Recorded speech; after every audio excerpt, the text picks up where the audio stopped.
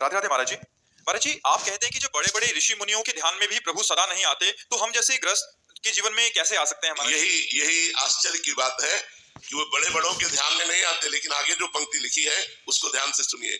मुनि मन ध्यान धरत नहीं पावत, करत विनोद संग बालक भट। भगवान बड़े बड़े मुनियों के ध्यान में नहीं आते, लेकिन भगवान बालवत स्वभाव, सरल स्वभाव, नमन कुटिलाई, ऐसे को जल्दी मिल जाते हैं। जिनको अहम है कि मैं तपस्वी हूँ, मैं जितेंद्री हूँ, मैं योगी हूँ, मैं मुनि हूँ, भगवान उनके ध्यान में नहीं आते। लेकिन जिसको ये भाव है मैं अधम हूँ, मैं नीच हूँ, मैं किसी योग्य नहीं हूँ, और वो भगवान को पुकारे तो भगवान बहुत जल्दी इसको ग्रहण कर लेते। यही दरबार दीन को आदर रीत सदा चली आई। भगवान के दरबार में दैन्यता का प्रवेश है, अहंकार का निषेध है।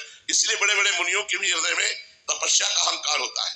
जैसे सबसे बड़े मुनि दुर्वासा जी, और वो महान भक्त अम्बरीश जी को शाप देने के लिए पहुंच गए, कृत्या उत्पन्न कर दी, फिर भगवान के सुदर्शन चक्र ने उनको त्रिभुवन में तोड़ाया। इसलिए भगवान बड़े बड़े मुनियों के ध्यान में नहीं आते, लेकिन हम जैसे अधमों के ध्यान में आ जाएंगे, हम जैसे नीचों के ध्यान में आ जाएंगे। जहां अपने में अधमता और दैन्यता है, वहां भगवान विराजमान हो जाते हैं।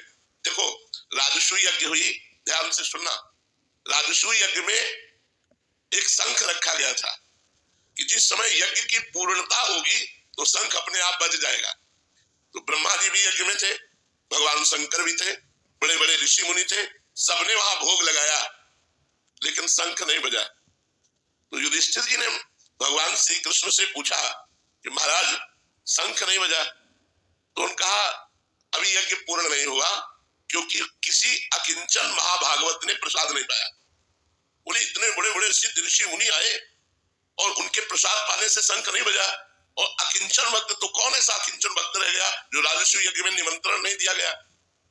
भगवान ने कहा तुम्हारे द्वारे रोज आते हैं वो।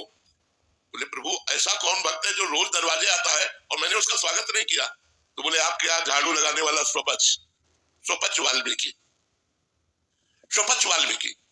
बोले प्रभु वो अनन्य भक्त है? बोले महान अनन्य भक्त है, और उनके हृदय में भक्ति का अभिमान भी नहीं है, और वो दैन्य है। अर्जुन और भीम से इनको भेजा, जाओ उनके घर और उनको निमंत्रण देके बुलाओ और रसोई तैयार करें द्रौपदी, और जब उनको सम्मान से पवाओगे तब यज्ञ पूर्ण होगा। स्वपच वाल्मीकि के यहाँ जब अर्जुन और भीम जी गए तो वो रो रहे थे भगवान का नाम जप करते हुए, हा कृष्ण हा कृष्ण। भीमसेन ने देखा कि अरे इनको तो कोई जानता ही नहीं कि ऐसे महान भक्त है। ये एक हाथ में डलिया, एक हाथ में झाड़ू लिए, दोनों पत्थर वहां उठाते, लेकिन ऐसे महान भक्त साष्टांग दंडवत। जो साष्टांग दंडवत किया, तुम कहा मालिक आप ये क्या कर रहे हो? हम तो आपके नौकर हैं, हम तो आपके द्वारा